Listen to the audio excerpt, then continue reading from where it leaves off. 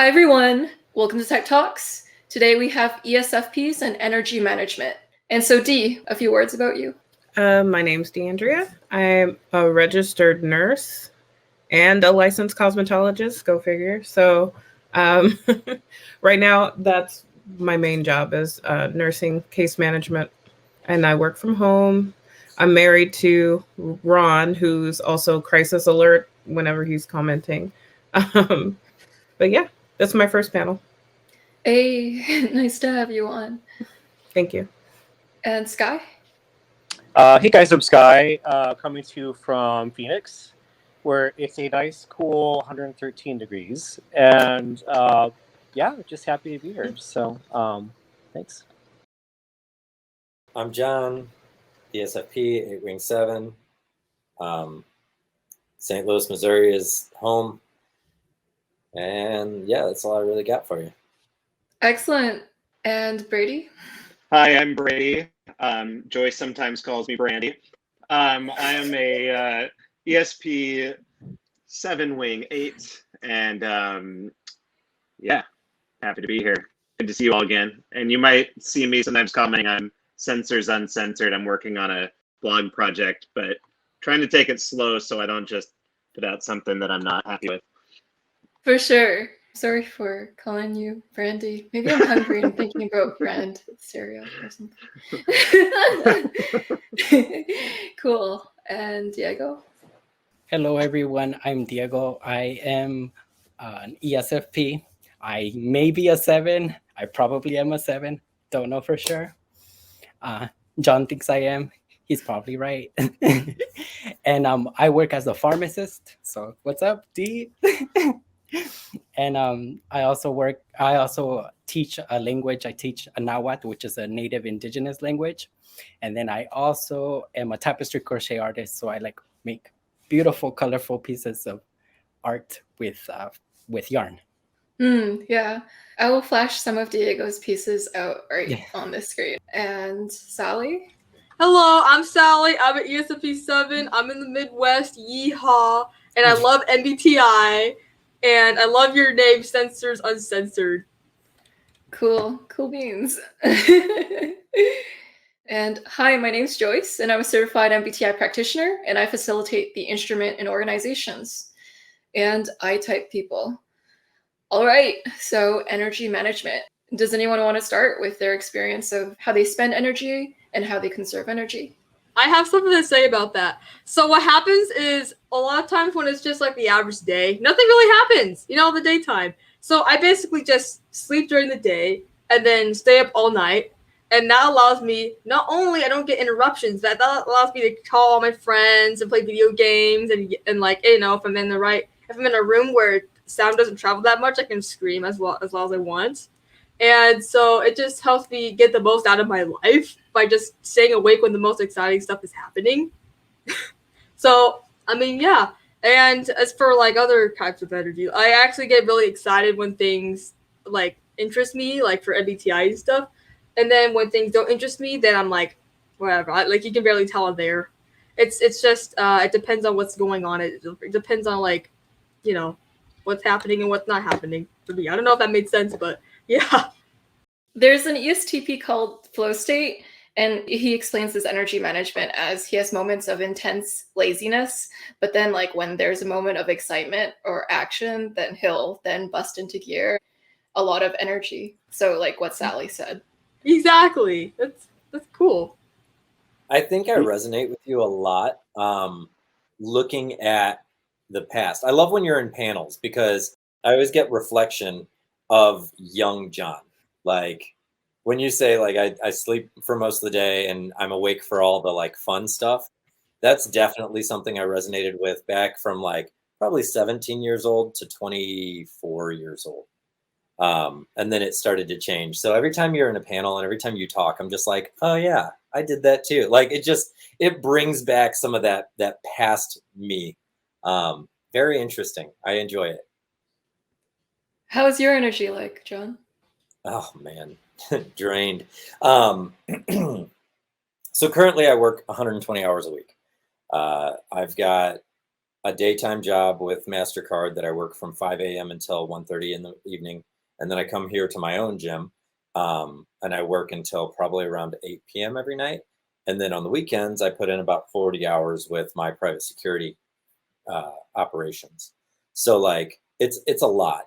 But what I find funny about sensors, and I want to see if this is across the board or if it's just the very few that I've talked to, is that we kind of have the ability to go past the wall. I feel like with sensing DOMs, with SE DOMs, we have the ability to be like, yeah, I'm tired, but I'm going to keep going and just keep pushing. What I worry about, and I can say this as an ESFP, but also as an 8, like both of them concurrently work together on just energy expansion. And we've been described as the type that has endless, copious amounts of energy. But I wanted to talk about this topic because I kind of worry that, and I don't know if I'm crazy or not, I worry that we have the ability to expend more energy and forego sleep and forego rest or even just fatigue because we're so in tune with our bodies. But is that costing us in the end? So are we taking away from life expectancy or life end game and burning it all now because we have the ability to? So I wanted to kind of get everybody's take on that. Yeah, something that it made me think right then was I do that not necessarily for things that matter or are productive long term. So it'll be short term bursts of binging. When I say binging, it could be anything. You know, it could be like binging a show, binging food, binging alcohol. You know, like whatever it is. And then down the line, it's like, oh crap, I totally missed my doctor's appointment, or I forgot to do. I haven't paid bills in a couple weeks. You know, those kind of things. I'm so wrapped up in everything else. Totally relate, 100%.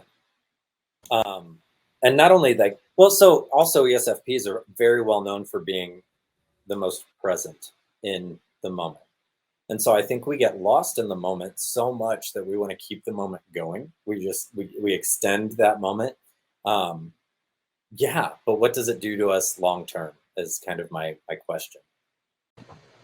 So I don't know how old everybody is, but I just turned 41 this year. And when I was in my 20s, well, thank you. So, but in my 20s, I would work 3-4 jobs. And I mean, standing on my feet, hours and hours and just whatever. That's how I would spend my energy because success was big to me because of how I grew up, right? So I just wanted to make sure that I was successful. I got to my 30s, starting to find my stride, figured out what I wanted to do. But when I was 36, I had my daughter. And the things that I used to binge on or put my energy into now went into her. So for having a kid completely takes up all of my energy. Working as a nurse, what I found, because even when I started nursing, I would pick up shifts and they'd be like, oh, come get this bonus. I'm like, yes, just let me come get, whatever. I find myself wanting to do it because that's just been so ingrained, but I'm too tired because I have spent my week fussing over her, putting all my energy into her. And so I think that because it's not just children, if you're in a relationship with a partner, sometimes I find this personality type, you can put all your energy into that person too. So I think we have to be very, very careful because in the moment we're not thinking about it. It's just fun and we enjoy it and it's all feeling. But you have to use, I think for us, we have to use our experiences to kind of help us navigate what may happen in the future. If you decide to get into another long-term relationship, get married, have children, whatever, how are you going to spend your energy more wisely right? Without burning yourself out. So I just turned 40. I have 2 kids. I'm married. And after the first 2 years of parenting, I had to go to therapy because I had no concept of how to prioritize my energy during that time. So I was working hard all day, with my job. Then I would put all my energy into my wife and daughter, and then I would forget to eat. And then it was like time to go to bed. And I was like, at no point during the day did I do any hobby or any play, which for me is horrible, and yeah, that was tough those first years. And, eventually learning like, oh, it's okay to take a break and do something for myself. That was really important. Diego? I'm just like all of you. I'm in my 30s, but just kind of like Sally, I used to do that thing where it's like a little bit and then a lot. But now I have like 3 things that I'm involved with, and I have so many projects going on, and I'm a pharmacist, a full-time pharmacist, and that job in and of itself is crazy busy, and I put like every single day is tons and tons of energy, a lot of chaos, and I'm able to handle it every single day. But there are times where I reach my limit, like probably today was probably one of those crazy days. And so I do the same thing that you all do. I put a lot all at once. And then sometimes I'm starting to realize it's a little too much because I don't have a lot of free time. I barely have any time for myself, and it's not healthy. And I'm really reconsidering what John is saying about the long term. I haven't thought about it, of course. Inferior and I don't think about the future. I'm just like, let's do it now. So yeah, and also the other thing is, when I was in my 20s, I used to dance like 4 or 5 hours nonstop. Now I'm older, I can't do it. Like last time I went dancing, it was like, go, dance. But then after like an hour, I was tired. But that didn't used to happen. And it's because I put way too much energy into one thing at once, and I need to like tame it down. So I do everything that you all do. That is a really interesting thought, John. Like, yeah, you're not crazy, because I'm thinking about that too. I never thought of it that way before. Well, I'm curious as to, and there's no answer, right? And this is just my NI playing games with me because I've tried to develop it and not plays. But are we given an allotted amount of energy? Like, is this what you're given and you burn it how you choose to burn it? Like, you could live to 80, or you can work 120 hours a week and live to 60. Like, is that how it works? Who knows? Can I just also side note, little quick aside, ESFPs obviously age very well. I'm really proud to be part of this group. Thank you. Yeah.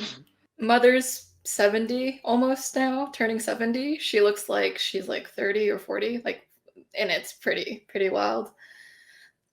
There's also this phenomenon with ESFPs and spending energy where they sometimes take on the tasks of other people if they're taking too long. And John is infamous for this. Do you want to speak a little bit on it? I don't know if it's because they're taking too long. I'm an 8. So like, I have a dominance complex.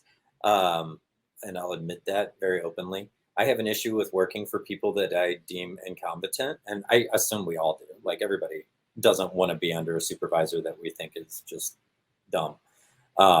My problem is that I think I can do it better, and so I start my own company, and that's how I end up with 3 companies. Like, I work for somebody, I'm like, you're not hitting the mark, I can do this better, and then I start a company and I start doing it. And I mean, we're famously good at most of the things that we do. We're the performer. Like this, it's kind of where we excel. The problem is that I choose to, much like Diego said, take on too much. I perform too well at one thing, and I'm like, oh, I could do that too. And I take on the next one, and then I can do that too. And I take on the next one, and then I end up giving 30% to everything because I've taken on way too much. And that's where my energy management. I'm glad that you said that you were in therapy, Brady, because like that is my current focus in therapy is energy management. So that's why it's on my mind right now. That's why like I'm kind of in that headspace of like, how am I dividing myself, and how efficient are we as a people at doing so? I think ESFPs are very efficient at doing it because we have that ability. Like I said, we're just so in tune with body. So we have that ability to go past the barriers where the body's like, hey dude, I'm tired. Like we need to rest. And you're like, nah, man, no rest here. We're going to keep going. Like, I don't know. Yeah, you know, I totally relate to that because I was like, well, I am a performer, literally. So finding out like the whole ESFP thing actually made a lot of sense because I was like, oh yeah, well, I literally like get up and sing and play and do this stuff all the time. And I definitely feel like it comes in bursts, you know, and I definitely had a habit of taking on way too many things for sure. I'm 40 now, and so I think that I have kind of like as I'm entering my middle ages now, I'm like kind of getting a little bit smarter about some of this. I've actually learned this word. It's a really cool word, guys. It's called no, and I'm just like, and I never knew this thing before, you know, because if somebody called me up to do a gig, they're like, hey, can you come play this thing? And I'm like, well, I'm already playing like 5 other things, but yeah, I'll make it work somehow. And then I'd show up and I'd be like hating my life and hating everybody else. But like, I'm also like kind of very in the moment, so I can channel that energy when I need it. Like today, like I do a lot of like music at churches. So like we had a funeral, and so I was playing for it and I was singing for it. Then they wanted a harp, so I had my harpist friend show up and she played. And then I'm coordinating. Then I'm playing like stage manager for all these people because like all the people were like participating in the service.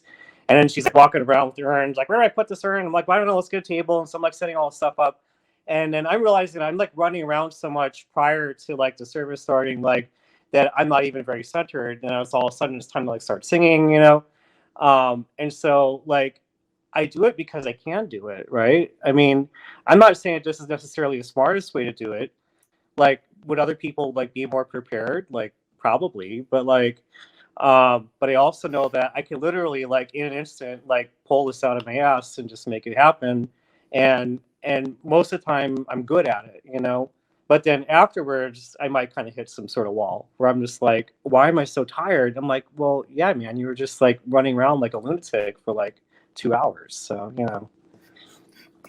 But I think what's unique is that we hit those walls, right? And I'm speaking mainly for myself. I shouldn't speak for everybody here. So if you disagree, by all means, please like slap me with it.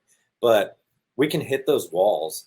And I think what is unique to our type is that we get to that point. We worked, let's say, a 20-hour day, you know, outrageous amount of hours. And a friend calls you up and is like, hey, you know, all the boys are out at the bar. We were wondering if you wanted to join us. You know, your name came up in conversation. We'd love to have you. And you're just like, how tall is this wall? Like, I think I can get over it. I think I'm going to go out. So we have the ability to hop it. And that's what's crazy to me. I absolutely agree with you, John. Like, that resonates with me a lot. Like, if I just got through doing the most intense day of whatever, and then all of a sudden, like, my friends call me up and they're like, going out, I'm not going to say no to that. I need to go out with them. Like, no matter how tired I am, I just feel like, I just want to be in there. I don't know if that's our 7 speaking or something else, but for me, it's just like, if I've been working a ton, I need to play. And if that's the sacrifice of sleep, I am taking it 10 times out of 10. I think even adding to that, I looked down at Diego, you know, and he was like, I had a really rough day today. Today's one of those days that I hit a wall. Lo and behold, he's sitting here on a panel. You know, like he's like, today was one of those days I really need some rest and to just like recenter myself. Oh, hey guys, how's it going? Like, what? I'm like, let's go. It's really things like that make the entire day worth it. Like, you worked hard all day, you get something like this happen at the end. That's just icing on top of the cake. Something like this is fun, you know, where it's like you just go and like you chow people, and I'm like I'll talk to people at the grocery stores. I just get bored, you know. So like I don't know, like do any of you guys live alone? Because like I have to say, like just living alone and then also being an ESFP seems to be not working very well for me. And so like I think I need to change that. But it's like this kind of thing is fun because then it's like I can like, okay, I'm gonna talk to like all these like random people and it's fun, you know, like I don't feel like this is like work, you know, like I live alone. Same. I don't know how y'all do. I mean, I live with family, but I know if when I move out, I'm not going to be able to live alone. That's just not going to. I need to have like someone in there with me, like a roommate or something. no, I'm done with roommates. No more. Never again. You have bad experiences with them. Oh boy. You're 40? Yep. God, I'm so glad I'm an ESFP. Look at this. Look at these. Skye, you look like you're 20 at most. Well, thank you. I would tell you that it's clean living, but that'd be a total lie. So I have no idea what happened, but something just happened. Actually, my parents look pretty good too. I think my dad is like ESTP, and like he's 60 something, and he barely has any gray hair. You know, he's fat, so I've told him that he needs to take care of that. But you know, otherwise he looks pretty good. You know.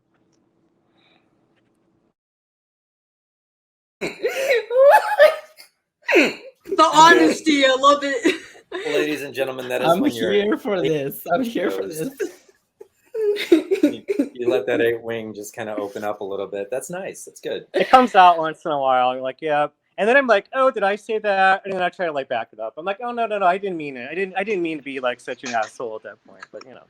Always, I do. I 100% do. Yeah. I've got students here at the Taekwondo school that they'll be working on a kick, and it's literally just the one specific kick that they struggle with. But I will literally be like, fix your life. I don't know what's wrong with you. Like, it's not even fix the kick. It's fix your whole life. Like, I love it. Yeah, when that TE comes to bite. So I'm kind of surprised sometimes by how much energy some ESFPs have. To give you guys an example from my life, my mother and I right now are taking care of a dog who has diabetes. And so he used to be able to walk a lot, just perfectly fine. But now that he's gotten diabetes, sometimes he just stops in the middle of the walk and you kind of have to carry him back home. And so when he does that, literally, like my mom will just pick up my dog and then walk all the way back to the car. And it's kind of like superhuman like, because it's like, whoa, don't you get tired? That dog's really heavy. It's maddening. I'm like, wow, my mom's like almost 70. She's carrying a dog that weighs 15 to 20 pounds like a couple miles. And it's kind of like, and I'm like, she's going fast too. Like, and I'm like, Mom, how are you walking so fast? And she's like, oh, if I walk faster, then I'll finish it faster. So we'll get there faster. And so I was like, whoa. I love the fact that you said that, and everybody unanimously shook their heads.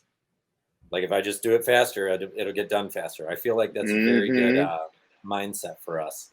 Yeah. That's why we move so fast.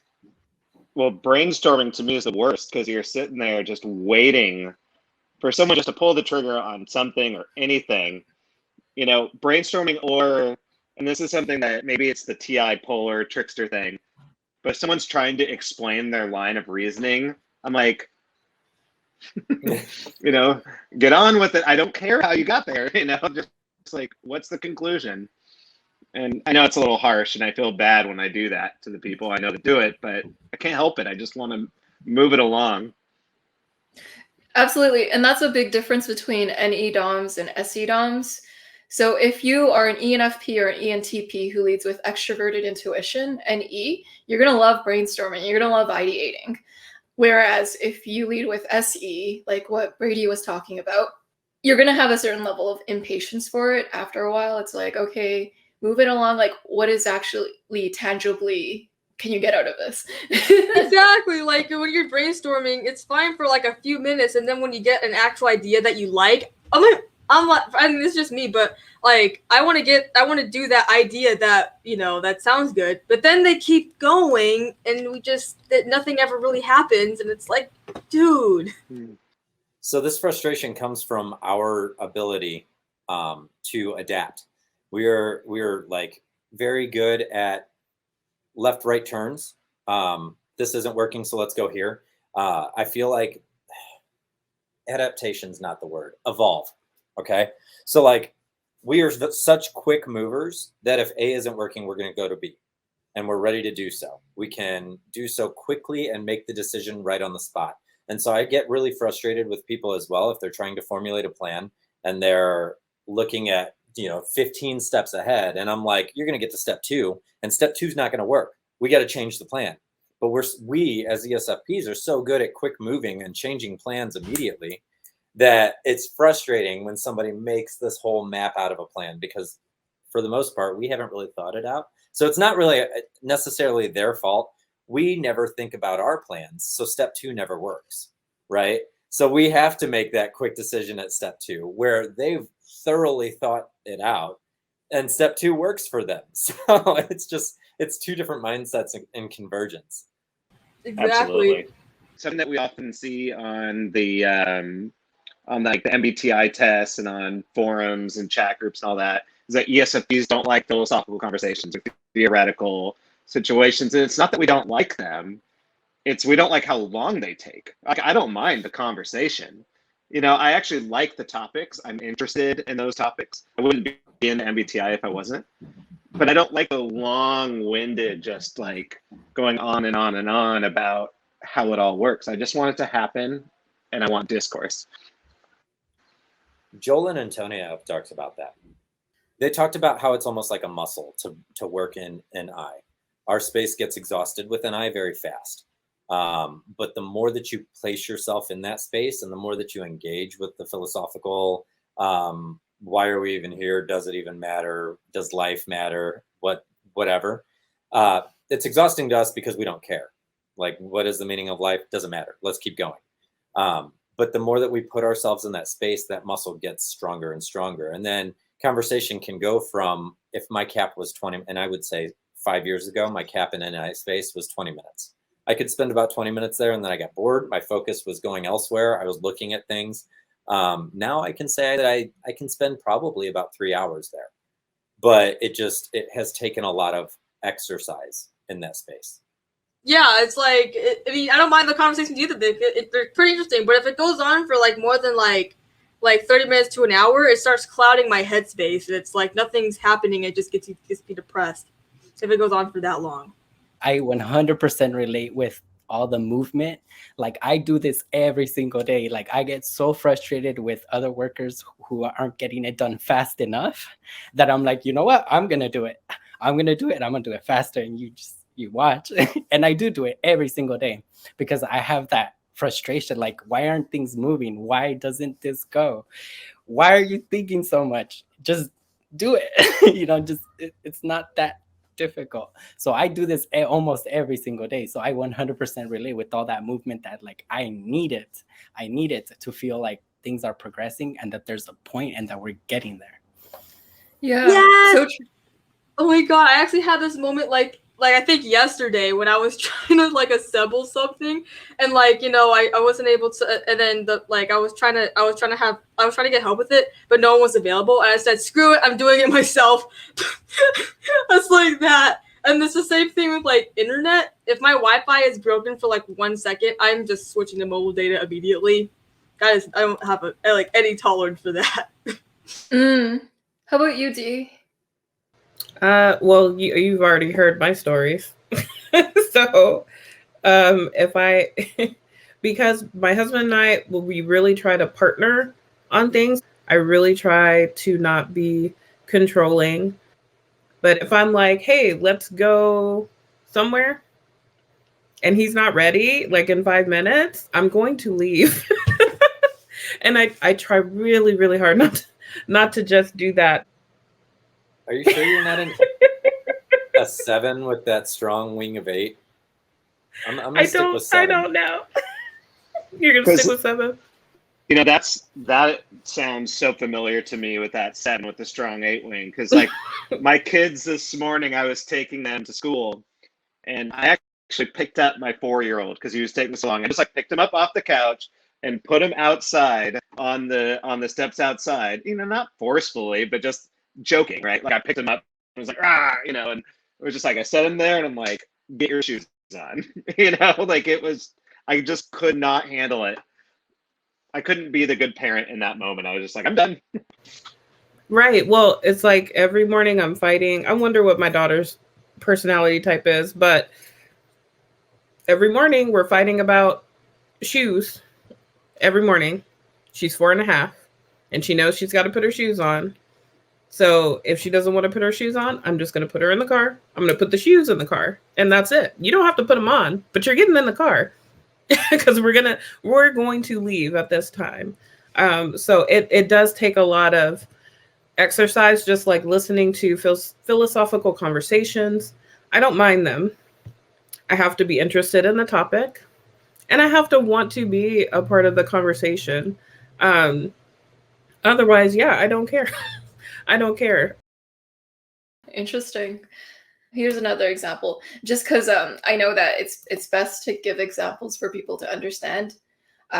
So with my mother, I often don't know like when exactly I should be doing tasks, but when she does in the moment make up her mind that she wants to go somewhere, I typically have like five-ish minutes to get ready for it. And then she starts to really rush me and I'm like, Mom, I didn't get any heads up for this.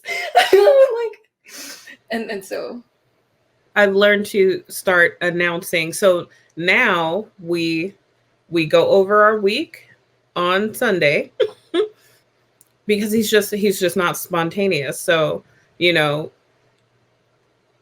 if I plan a trip, because I can go anywhere on a whim, anytime. I can just up and go. That is how I recharge after a really bad week. Let me get out of San Antonio and just go wherever. He cannot do that. He has to plan 15 steps ahead. Like John said, I can't. Let's just get in the car and get gas and get snacks and go figure it out as we're driving. So, I don't need to plan.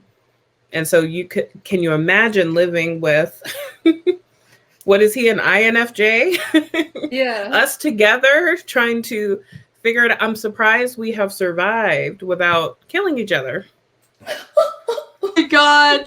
I absolutely agree with you, Dee. I literally I get in trouble a lot because I don't give people a heads up when I want to go somewhere. I just want to go there. And it's something that now it's making me think about that more. It's actually really interesting. Now, we share that. No, it's really funny because I really suck at trip planning, but I love to travel. So it's kind of a conundrum. And so I have an INTJ friend who's really one of my best friends, and he's also my low-key travel agent. And so I just call him up because he takes delight in planning stuff out. And to me, that's let me get past this part of it and get to the fun part where I'm actually in the place, doing the stuff, And so he will do all of that for me, which is great. Otherwise, if I'm left to my own devices, I decided to go to California randomly, and I got all the way there, and then realized that I left both of my suitcases here at the house still, and so I was okay. Luckily, I had one change of clothes in my trunk because I never cleaned my car, so I had a pair of clothes in a trunk, and so I'm just recycling between two shirts for the entire trip. So that's the part where I wish I was more of a planner, but I'm just not, Yeah, as far as I'm concerned, all you need is the airport ticket, and then show up on time to that, and then just pack your stuff and go. I don't see why you need to do all this stuff.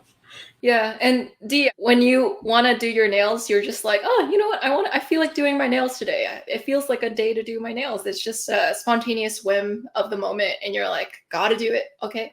And then I don't know. Can you expand? Yep. Yes. So I have again changed. I try not to. If I find something interesting, sometimes I can go overboard. Not sometimes, probably most of the time. So, I'm really into tennis shoes, different colorways and stuff like that, because I do have that artistic side. So I do like bright colors. And because I'm a nurse, generally we just wear scrubs. It's really boring. So I need something to not be boring. So it's either going to be my makeup, my hair, or my shoes, right? And so when the whole pandemic started, and I just have this thing because I am licensed. When you go to nail salons, I do pay attention to what people do and how they sanitize and stuff like that. So I was like, when they don't take care of, the sanitation properly, I'm just like, I can do it at home. So then I start looking stuff up on YouTube.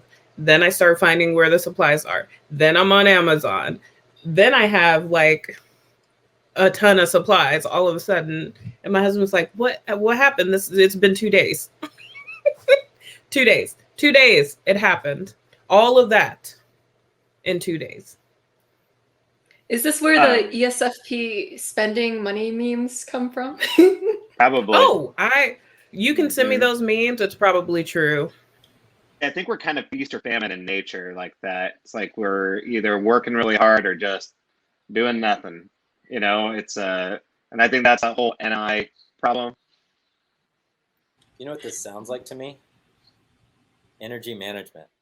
So like and I don't mean to like bring it back to the topic, but that's exactly what this is. And I'm looking at it and you guys are talking about how, like the planning. So when I look at it and I think about it, planning out an entire trip. Why are there two of you? Skye number 2. Hi, Skye number 2. Hey. So when I think about it, though, planning out an entire trip is like a dull 6 at an energy expenditure for maybe 3 hours, right?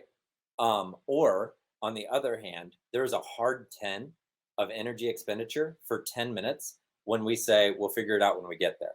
And then we get there, it's high stress environment for 10 minutes. We figure it out and we're good. We're back to normal. So do we want to expend our energy on that dull 6 for 3 hours, planning out what hotel and what time and what, or do we just want to get there and see if we can Expedia on our phones while we're there to pick out a hotel and we're just done?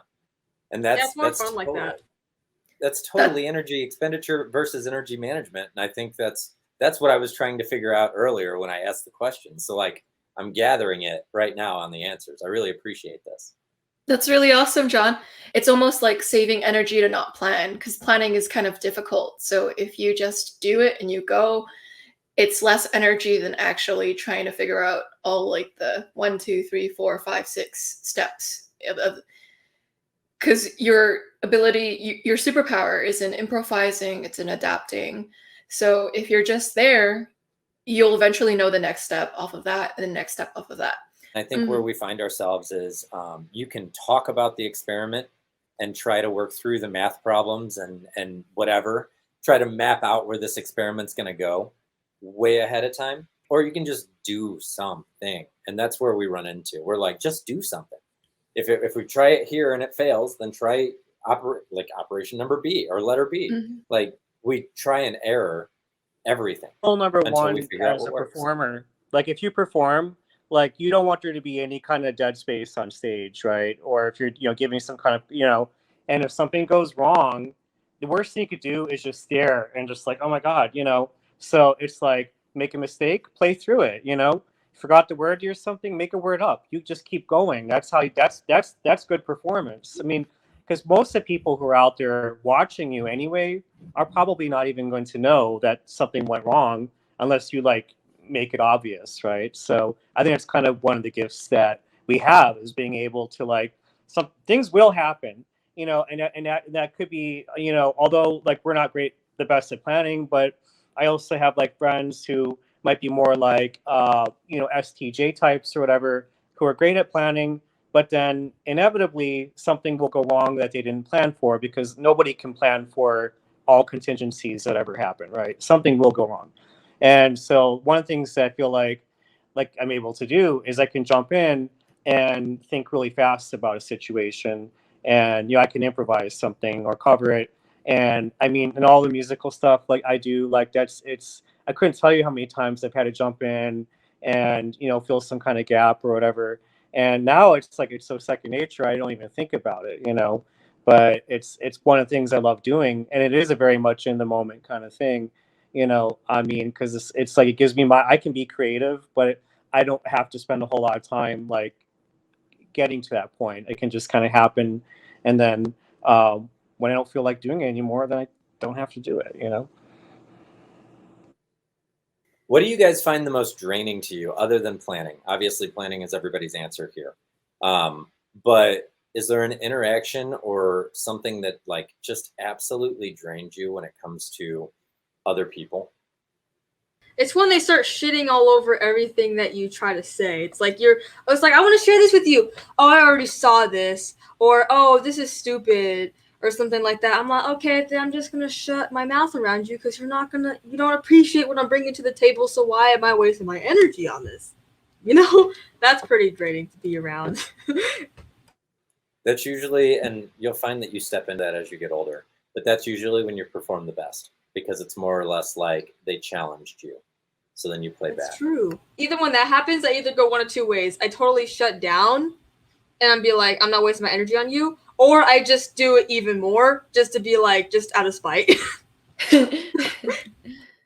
I think the most draining thing to me is people talking to me in the morning. It is absolutely draining to have somebody come at me with plans, for the day. So I do that with my husband because I love him.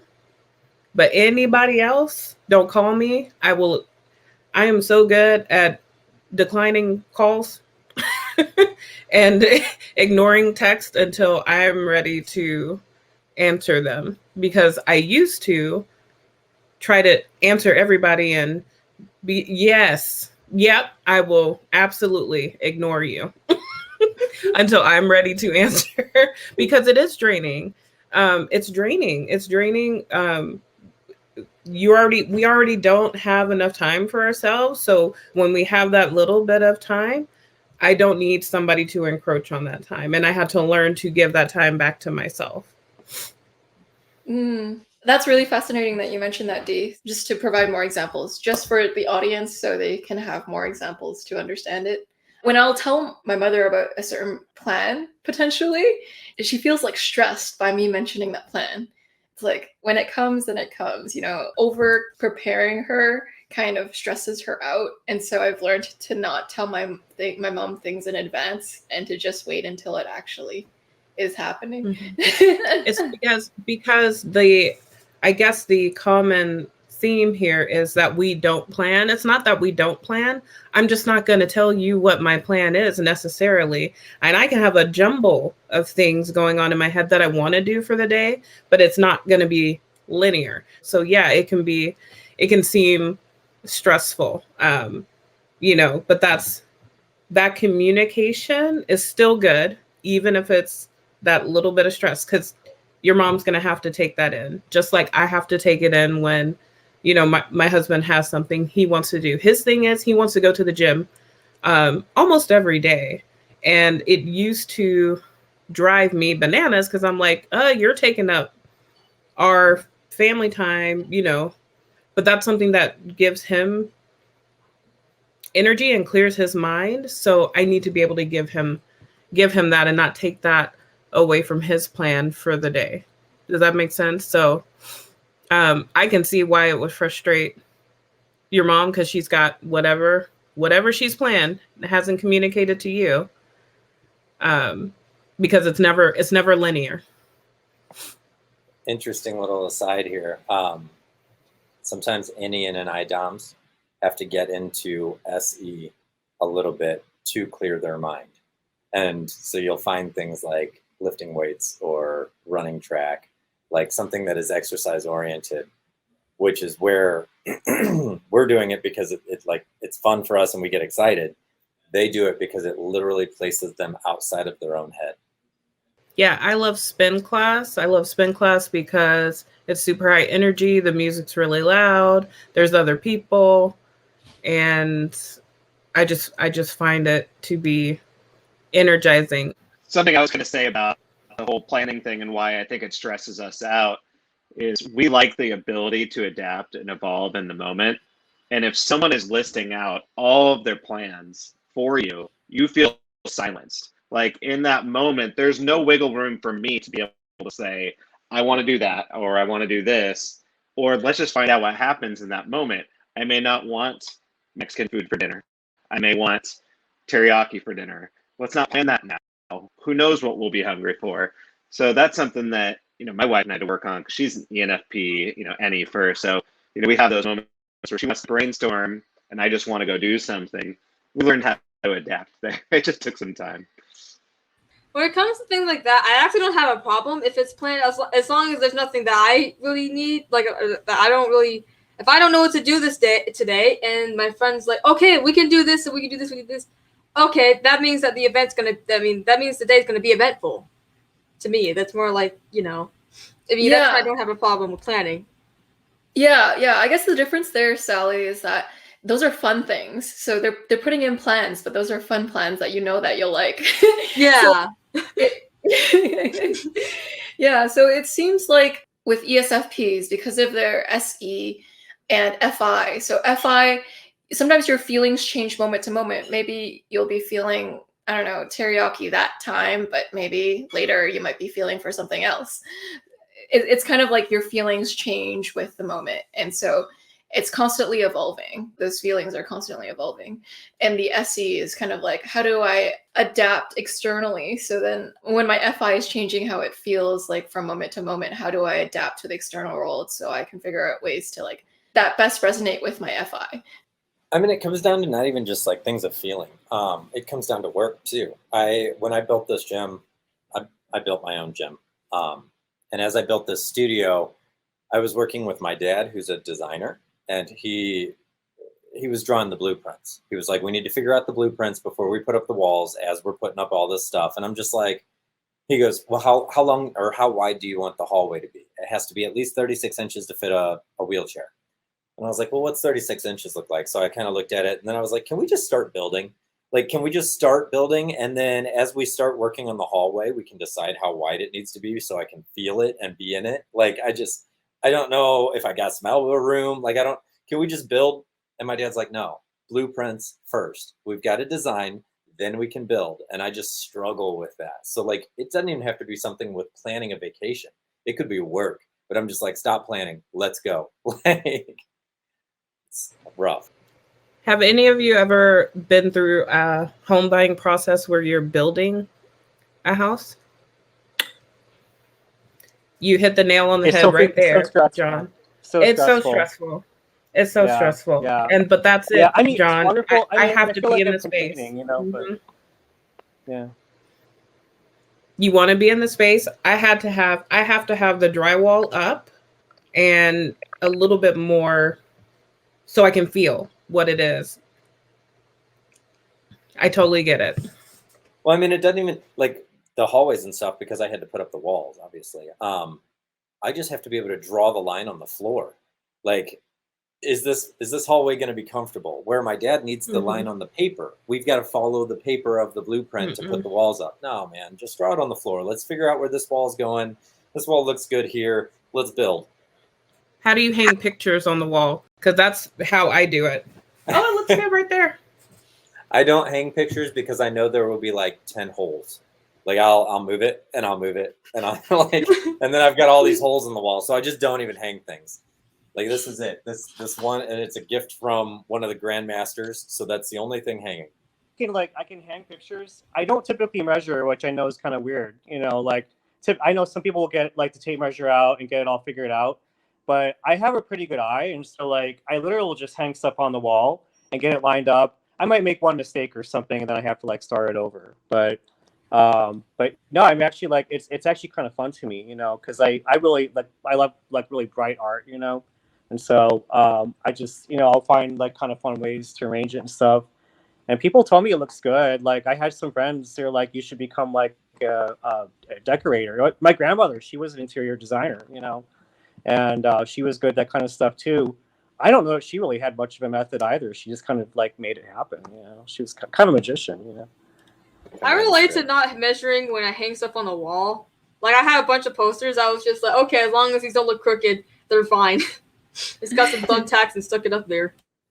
Yeah, I guess there's a component to extroverted sensing and eyeballing it. And I'm just going to eyeball it. I have a good eye.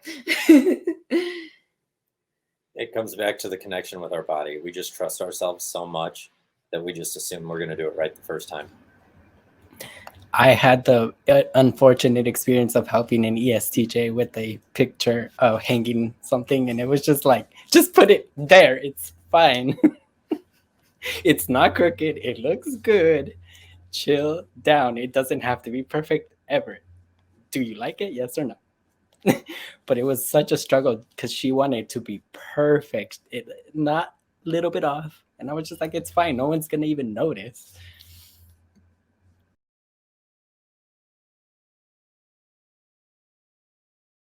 It's the mute thing that gets me. There's just these pauses of silence where I'm like, somebody, I gotta say something. Yeah, ESFPs don't like those awkward silences. Sometimes I do it on purpose just to see how you react. Oh man, but then you watch really? an INTJ panel and the INTJs are like 5 minutes of silence, deep Yeah. conversation for 10 minutes. Like, Yeah. boom. Yeah, when we were doing the ESFP, ISFP panel, I was, Kristen and I, like, we just could not handle how quiet the ISFPs were. It was pretty funny. I totally get what you do with the silences though. Like if it goes on for maybe like more than 3 seconds, I get this burning urge to do something. Like just like maybe talk. If I don't have anything to say, I'll just be like, you know. Brady got that feels. Yeah, that's how you tell apart an ESFP and an ISFP. Or on a broad level, it doesn't always work. Extrovert from an introvert. So, extroverts in general will be less comfortable with pauses, and introverts will be more comfortable just sitting in the pause and going like, yeah. Of course, doesn't apply for everyone, but sometimes it's a slight cue. And so I'm wondering, what are some tips you would give to ESFPs trying to manage their energy? I think it's this. I'm going to give the same advice, overall umbrella to all types. Go to therapy. Like everybody, all of us, all of you, anybody. You people are so downtrodden on the idea of therapy, but we all need it. And honestly, I've learned so much about my own energy management, my own devices, my own problems, my control issues. That through therapy, actually, it's a crazy feeling. It's been 3 years. I've been doing therapy steady for 3 years now. And my therapist told me, literally in my last session, she was like, you're graduated. She was like, I don't know that I can help you much more. I think you can handle everything in life. I think you're ready to go. And I told her no, obviously. I was like, I'm not done yet. But it's just, there's so much to learn, and ESFPs pride ourselves in not wanting to learn by sitting in a chair and learning. We want to learn by doing. But do yourself the favor and go to therapy so that you can sit back and figure out where you're headed. That's some cool advice. Therapy is a really good tip for everyone on Earth. It should be a basic human thing where a lot of people have access to therapy and are able to sort out their traumas. And so, yeah, if you want to figure out the tidal waves in your life, if you want to figure out the areas in which you are not doing so great in, therapy is a great way to kind of do some self-exploration. It is a form of self-care. Going to therapy is a form of self-care. So, yeah, consider it. Even better if your therapist knows MBTI. I'm planning to become a therapist who knows MBTI. As far as advice I would give to an ESFP when it comes to time management is really tap into your FI-NI process, which is something and if people don't know what I mean by that, it's just figure out what your goals are and what's valuable to you without actually doing anything. Just sit and actually think and let yourself have your feels, which I am absolutely atrocious at. I'm not good at sitting there and thinking what is the purpose of my life? Because usually I go in kind of a more pessimistic angle there, because I'm just so much better when I'm out there doing things. That's my strength. That's where people, give me praise. That's where I feel the love for my family when I'm actually doing things with them. But sitting down and actually thinking about it and thinking about where my life's headed is where I end up weeding out all the bad decisions and coming up with the better ones. So I'm more stable. That's really cool. I agree with that. It's just if I'm gonna add on to that, it's just put your energy into something that matters to you, not and just make sure I feel I have an impact on a good impact on the world or something. Here's the You counter. do what you're though. passionate about. It all matters. It all matters to us. It does. Exactly. Here's what I say. It's like if you're enjoying your time, if you're enjoying it, you're not wasting your time.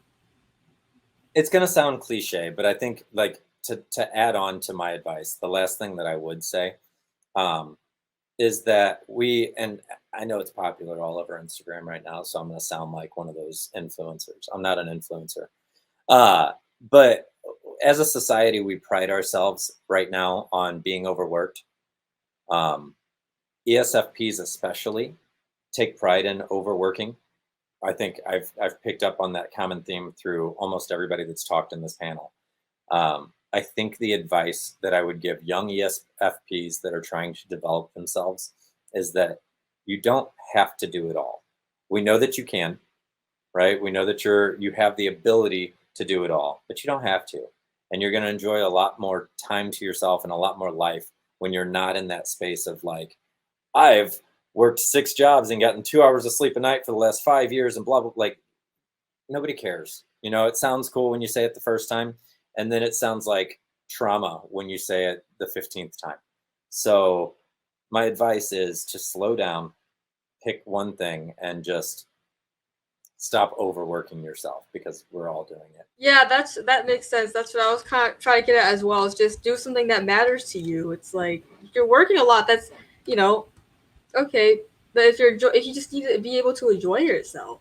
A moment enjoyed is a moment not wasted. Yeah. And so, John, I'm wondering, do you follow your own advice? Joyce, when I have developed generational wealth, I will follow my own advice. All right. My advice is to practice planning, even if it hurts. It doesn't have to be 15 steps. And I think that's what stops us a lot of times. Just practice planning and baby steps, start with just what you're going to do for the day. You move on to the week. Doesn't have to be super detailed, but this helps people who are more linear thinking kind of get in tune with you. Yeah. So verbalize it instead of keeping it all inside. Yeah. I do this. This is my plan for the day. Just like 3 little bullets. That's all. Nice. But it's something that I've learned the same thing. It's like I would try to remember all that stuff in my head and try to knock out like 10 things. And I was just like, you know what? Just 3. Every day I just write 3 things on my little whiteboard. It's like, just make sure those 3 things happen. Kind of deals with my bad and I kind of, but I'm also not like tied to this huge to-do list. Mm-hmm. And I did all 3 of those things. So Congrats, Brady. How about Diego? Well, the problem is that my tips are exactly like everybody else's because I don't follow my own advice. I overextend myself and I need to follow my own advice. So I'm listening to the other ESFPs being like, yeah, I don't do it either. And I need to do that. So my tip is to myself, don't overextend yourself. But then I do it anyway. Okay, don't be tempted to overextend yourself. My big thing in echoing much what everybody else has said is no is a complete sentence. So if people ask you to do things, don't feel like you have to do everything that somebody asks you to do just because you can do it or feel like you should, And I think I went through a lot of years of that because like, depending on what your background is, I feel like actually this might be something that gets more Enneagram specific too, but depending on sort of how your coping styles were with different things. A lot of times in the past, I think I felt the need to have to like, say yes to what people wanted because, you don't want to disappoint them or whatever. You don't want, and I think now I'm at a point in my life where I'm able to say no to people. And I know that I'm still just as valuable as I was before they asked me. And that, my worth or your worth, your value is not weighing on whether or not you show up to do this thing, because you know what, that day will come and go. And whether or not you were the one that showed up and did it, it's not really going to matter at that point. Also, when you say yes to too many things, you open yourself up to resentment. And then you start getting that anger that kind of bubbles up. And like, I don't see myself as like a really angry guy, but over time, you kind of build up those resentments. And I think that I'm able to make that a lot less now, because I just don't say yes to so many things anymore. It's still kind of hard, because my initial response to somebody says like, hey, you want to go do this thing or whatever, is say yes without thinking, and then jump in the car and just do it. But I think one of the nice things about like getting middle-aged is like you get like lower back pain and stuff, and like you don't feel like, you just like, it makes you sit and think about it. You're like, well, I don't know, I'm kind of tired, like I just got done working all day and whatever. I got to take like 2 ibuprofen and all this stuff, and like it's a whole other thing, guys. But yeah, I think that's the thing. No is a complete sentence, and it's just like, know your limits. Which that's hard, because like I like to work hard, play hard. And sometimes I play too hard too. But I'll learn one of these days. I just want to say that I'm totally here for everybody's honesty, and I love it. I love it. Amazing. Go to bed.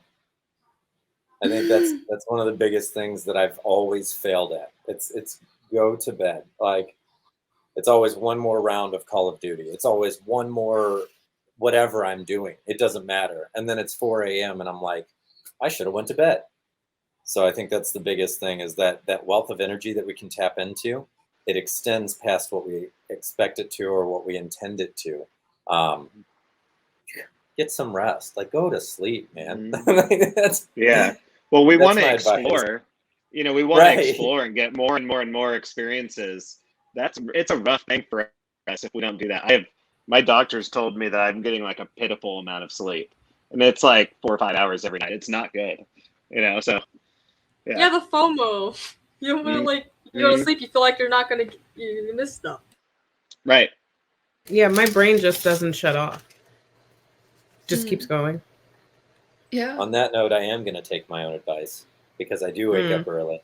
So it is time for me to head to bed. Great. Hope you have a good night.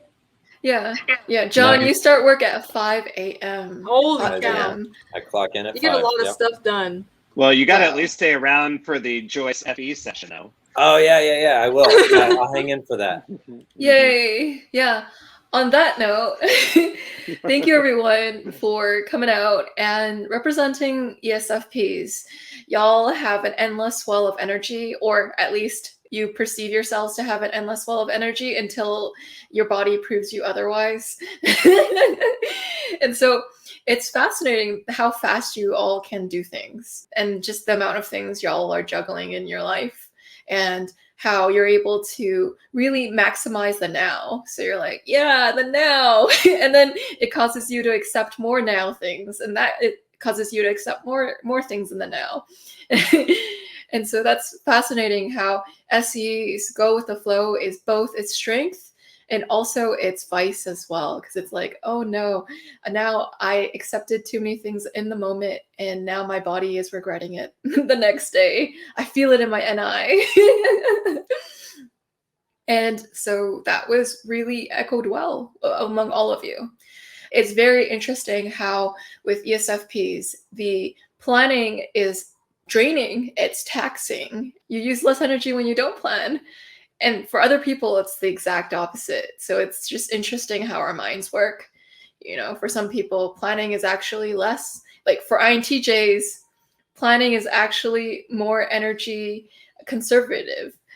For ESFPs, planning is more painful. And so that was wonderful to hear about. So thank you, John, for coming out. Even though you work at 5 a.m., you still are doing that ESFP thing where you accept all of these, social hangouts. Yeah. And I'm happy, John, if you're gonna expend and spend your energy, at least it's on us. It makes us feel special. We're the S in the ESFP stands for special. And so, yeah, hearts. His 8 is like, oh no. So yeah, thanks, John, for hanging out with the crew.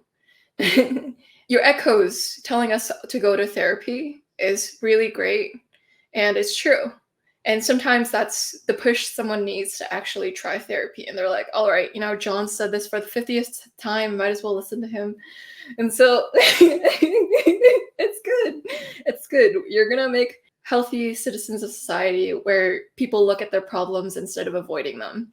So if you want to stop avoiding your problems and you want to face them head on, therapy is one of the ways you can do that. A. And so, Brady, thanks for your brightly colored casual shirts all the time. And your 3-item to-do list. It's, that if that works, then it works. So, yeah, Brady is an example of how ESFPs can try to kind of let planning into their life, even though it's not something they really like, or it might be something that's bleh. That seems like that 3-bullet list is actually doable and it's not hurting your soul. So that's a good advice to ESFPs, and you're implementing a good tip for ESFPs to walk in your footsteps. And Diego, it's really nice to have you on panels because you always are very exaggerative with how you react. I don't have to look at reaction videos if I have a Diego with me, because you're just going to go like with all the hand motions like, wow. It's just really entertaining. It's as brightly colored as all the crochet that you do that I will also put on the video right now. Crochet montage. Diego has a YouTube channel if you want to check that out.